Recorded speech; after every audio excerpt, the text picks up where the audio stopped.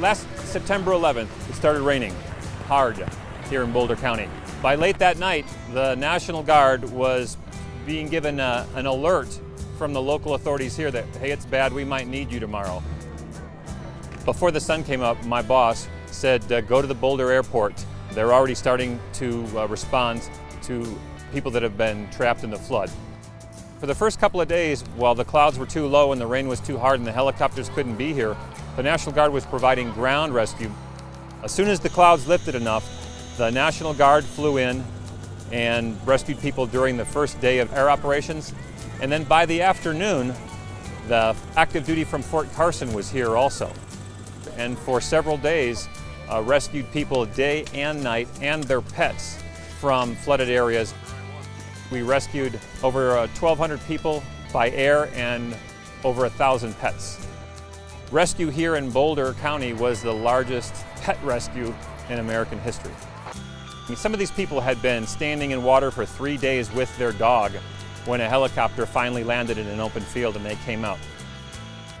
To be back here at the Boulder Municipal Airport to celebrate the recovery of the community and the response by military and all the civil authorities is a real emotional catharsis for me and many of us here. Because for many of us, Boulder Municipal Airport was the crisis point. It's a little emotional still to think about how much danger we were actually in and we didn't know, how bad it was. But to hear the helicopters and to see the military here and the men that rescued us are actually here, and that's pretty incredible. And to just be able to thank them in person is amazing. And here it is again, when we heard those sounds coming in, the kids were just cheering and we knew we were going to be saved. And it was incredible walking into the back of a Chinook helicopter with these men guiding us all the way, and we knew we were going to be safe and that our families were waiting for us. So it was very surreal. Over a third of our community has returned home, and we hope to have everyone home by the end of this year.